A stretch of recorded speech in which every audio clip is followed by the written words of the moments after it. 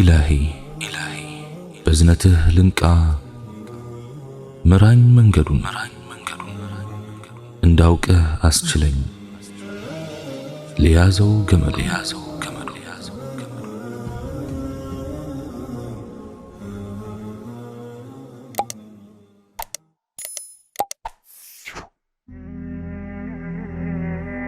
السلام عليكم ورحمة الله تعالى وبركاته صحابوچنا ቀደምት ሰለፎች ለቀልባቸው ጽዳት እጅጉን ይጨነቁ ነበር። ኢያስ ኢብኑ ሙዓዊያ ስለ ባህሪያቸው ሲናገር በእነርሱ ዘንድ በላጩ ሰው ልቡ ንጹህ የሆነውና ከሐሜት የታቀበው ነው ብለዋል። ሱፊያን ኢብኑ ዲናር ከቀደምት ሰለፎች መካከል አንዱ ለሆነው ለአቢ በሺር ስለ ቀደሙት ሰዎች ስራዎች ምን እንደሚሰሩ ንገረኝ እስቲ በማለት ጠየቀው። እርሱም ትንሽ ይሰራሉ፣ ነገር ግን ብዙ ምንዳ ያገኛሉ አለ።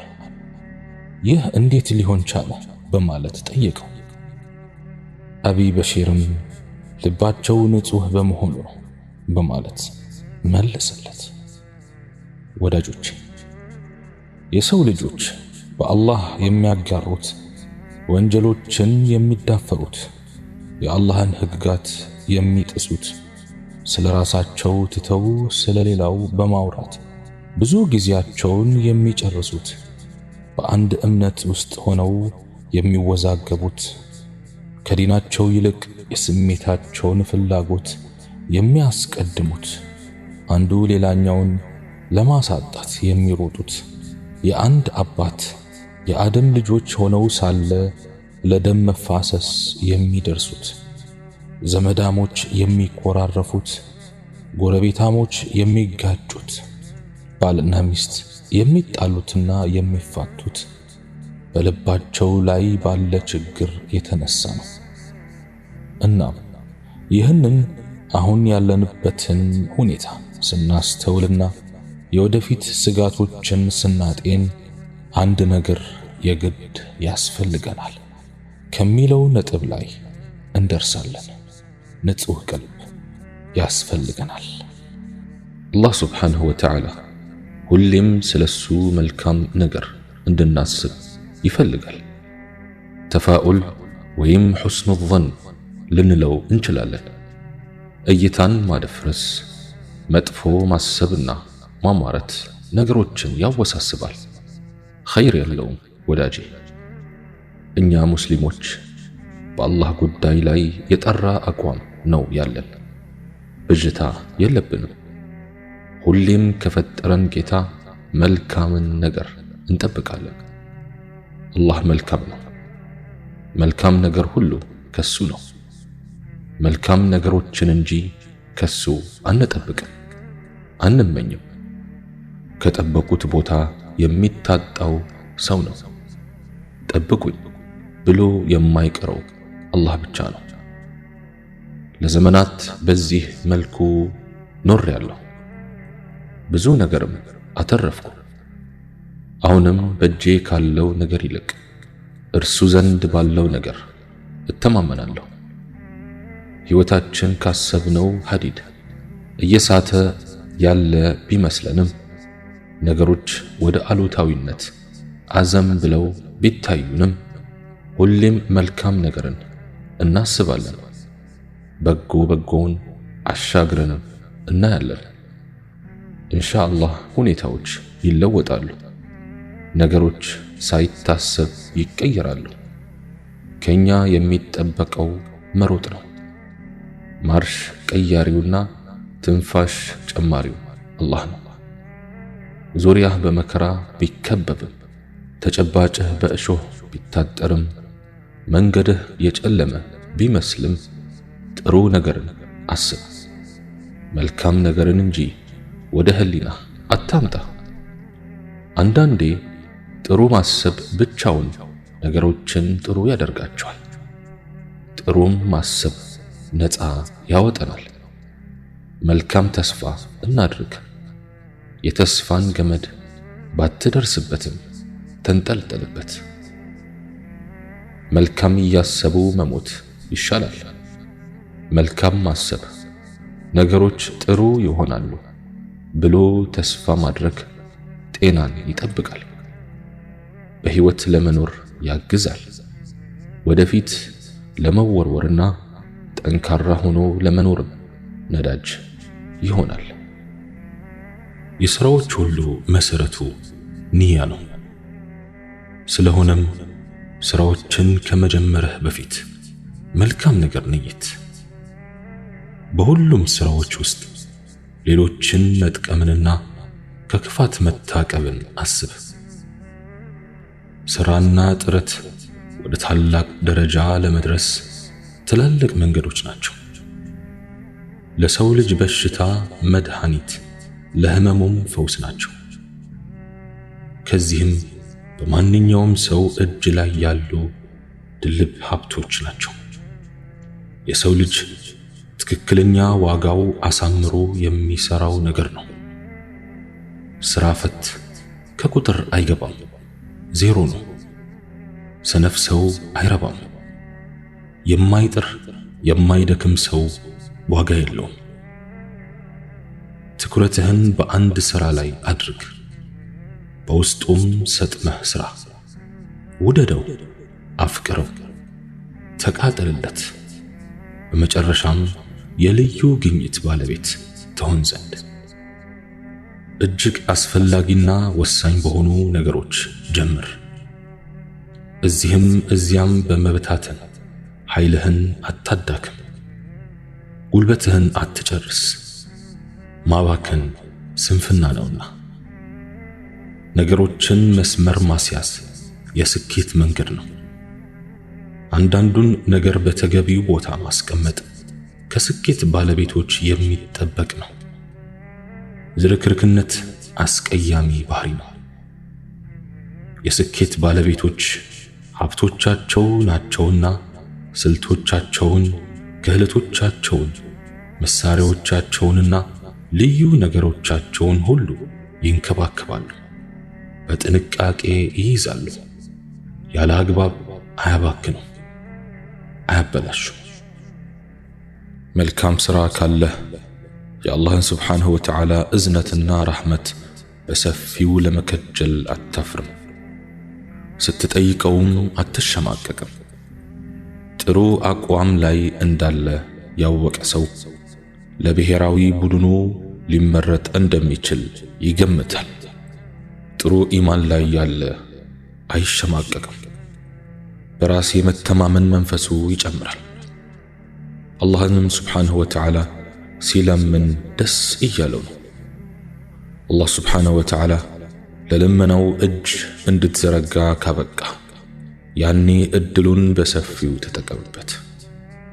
ከሀብታም ቤት ትንሽ ነገር አይለመንም።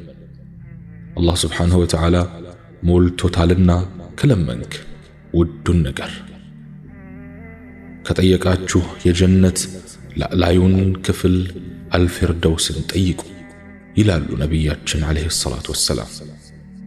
ሶሓቦችም ተመኙ ሲባሉ ለምን ትላልቅ ነገሮችን ነበር የሚመኙት? አሕባቢ፣ ተሽሎ ለመገኘት አሁንም ትልቁ መፍትሄ መተኛት አይደለም፣ መንቀሳቀስ ነው። ስለሆነም ይህች ዓለም የሥራ መሆኗን አውቀን ዛሬውኑ አሁኑኑ ታጥቀን ልንነሳ ይገባል።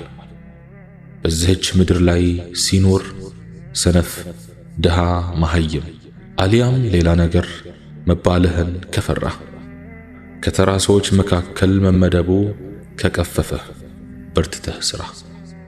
ያለህበትን ሁኔታ መቀየር የምትችለው አንተ ብቻ ነህ። ሩቅ ካሉ ሀብታም ዘመዶችህ በላይ ከትከሻህ ጋር ተያይዘው ያሉ እጆችህ ላንተ ቅርብ ናቸው። አንዳንድ ጊዜ ምን እንደምንሰራና የት እንደምንሄድ ሁሉ ይጠፋብናል። የዚያ አይነቱን ስሜት ለማምለጥ ካልፈጠን እስር ቤት እንደገባን እንወቅ። ምንም ሳንሰራ ጊዜው ይሄዳል። አንዳችም ሳንጨምር ቀኑ ይመሻል። ምን ልስራ? ብለህ አትጨናነቅ። ብቻ ስራው ሐላል ይሁን እንጂ ምንም ስራ ማንበብ፣ መጻፍ አሊያም ሌላ ነገር ሊሆን ይችላል። አንተው ከስራ ርቀህ ስራ ጠፋ አትበል። የሰውን ልጅ የሚለውጠው እንቅስቃሴው ነው። ሐረካ በረካ አለው ይባላል። ሰውም የሚጨምርልህ ይህን ያህል አለኝ ስትለው ነው። ወዳጄ ሆይ እስልምና ቅድሚያ ወደሱ ለመጡት ሰዎች ቦነስ አለው። ለሰሩትና ላልሰሩትም የክፍያ ዋጋ አበላልጧል። ለመጀመሪያው የሰላት ሰልፍ ትልቅ ዋጋ እንደሰጠ ሁሉ ለቀዳሚዎቹ ተዋናዮች ዋጋ ሰጥቷል። ኢማም ሊሆን የቻለው በእውቀት ስለበለጠ ነው። በሐይም በሰዎች መካከል እያለ እንደሌለ የተረሳው ስላልተማረ ነው።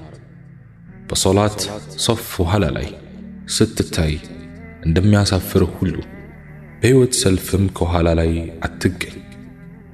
ሁሌም ከሕይወት ምርጥ ውሎች ላይ ተገኝ።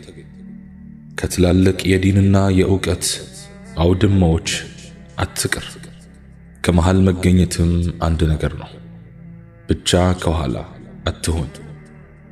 ወዳጅ ግብ የሌላቸው የምንላቸው ዓላማዊ ሰዎች እንኳን ምትክ የሌላትን ነፍሳቸውን እጅግ ለሚገርም አደጋ ሲያጋልጡ እያየን ነው። ገደላ ገደል ይወጣሉ፣ ከሰማይ ይወረወራሉ። እኛስ ይህችን ነፍሳችንን ለመልካም ነገር ማዋል ያቃተን ለምን ይሆን? በዚህች ዓለም ላይ የማንችለው ነገር የለም ያሉ ሰዎች በርግጥም ተአምር ሲፈጥሩ እያየን ነው። እንችላለን ያሉት ጨረቃ ላይ ወጥተዋል። አያቅተንም ያሉት ጠፈር ላይ አርፈዋል። እኛ ግን ትንሹን ነገር እንኳን አንችልም ብለን ተቀምጠናል። እናም አልችልም አትበል፣ ተነስና ሞክር። እስከ መቼ የሌሎች አድናቂ ሆነህ ትኖራለህ? እስከ መቼስ ተከታይ እንደሆንክ ትዘልቃለህ? እስከ መቼስ የሰውን ኑሮ ትኖራለህ? በምድር ላይ ብዙ ዓመታትን ኖረህ አሻራህ ሳያርፍባት ማለፍህ ያሳፍራል። በመሬት ላይ ተገኝተህ ፋናህ ሳይታይ መሄድህ ያሳዝናል። ዓለም ላይ የብዙ ሰዎች ስም ተነስቷል። ያንተስ በምን ይነሳ? የበርካቶች ስብዕና ተወስቷል። ያንተስ በምን ይወሳ? ለብዙዎች የሕይወት ታሪካቸው በመጽሐፍም በፊልምም ተሰርቷል። ያንተስ ምን ተብሎ ይሰራ? አልችልም አትበል፣ እችላለሁ በልና ከራስህ ጋር ሙግት ግጠም። ጎበዝ ከሆንክ ወደ ጓዳ ተመልሰህ ልጆችህና ሚስትህ ላይ ከምትጮህ ዱንያ ፊት ሂድና ጮህባት። የምሬን ነው አንላቀቅም በላት። የቱን ያህል ብታንገላችኝም ላንቺ እጅ አልሰጥም ብለህ አንቧርቅባት። ሰውስ ከሆንኩና የምመኘውን እስካሳካ ድረስ በቁርጠኝነት እፋለምሻለሁ ብለህ ቁርጡን ንገራት። ሕይወት እንደ ወራጅ ወንዝ ናት። ሁሌም ያለማቋረጥ ትፈሳለች። ማንንም ቆማ አትጠብቅም። ማንም ደግሞ የሚያቆማት አይደለችም። ይህን ካስተዋልን መፍዘዝ እንደማያዋጣ እንወቅ። ህልም አለኝ ያለው የጥቁሮች መብት ተሟጋቹ ማርቲን ሉተር ኪንግ ህልሙን ለማሳካት 100 ዓመት እንኳን አልፈጀበትም። ነፃነትን ህልሙና ዓላማው አድርጎ የተነሳው ማንዴላ ያለመውን ለማሳካት 50 እንኳን አልዘገየም። ትላልቅ ዓላማዎች ከትናንሽ ሐሳቦች ይወለዳሉ። እኛስ ጥሩ ነገርን ሁሉ ህልማችን ብናደርግ ምን ችግር አለው? አይሳካላችሁም አርፋችሁ ተቀመጡ ያለን ማን ነው? አይደለም የዱንያ ላይ ስኬትን ጀነትንስ ህልማችን ብናደርግ ምን ያስፈራናል? እርግጥ ነው ያለንበት ሁኔታ ከተመቸን፣ ድህነታችን ከወደድን፣ ዲን አለማወቃችን ደስ ካለን ዓላማ አይኑረን፣ ህልም አናልም፣ ብሩህ ተስፋም አይታየን። ካልሆነ ግን ሌሎች ባይሉም እንኳ አንተ እንዲህ በል፣ ህልም አለኝ፣ ዓላማ አለኝ፣ ጥሩ ሙስሊም የመሆን ህልም አለኝ፣ ደስተኛ ኑሮ የመኖር ህልም አለኝ፣ ኢማንን በእጄ የማስገባት ህልም አለኝ፣ እስልምናንና ሙስሊሙን እስከ ሕይወቴ ፍጻሜ የማገልገል ህልም አለኝ፣ ሱሐቦችን የማግኘት ህልም አለኝ፣ ታላቁንና ተወዳጁን ነብይ አለይሂ ሰላቱ ወሰላም የማየት ህልም አለኝ፣ ጀነት የመግባት ህልም አለኝ፣ አምላኬን በማየት የጀነት ሁሉ የበላይ የሆነውን ጸጋ የማሳካት ህልም አለኝ። ቢኢዝኒላህ ህልሜን ሳላሳካ አልሞትም።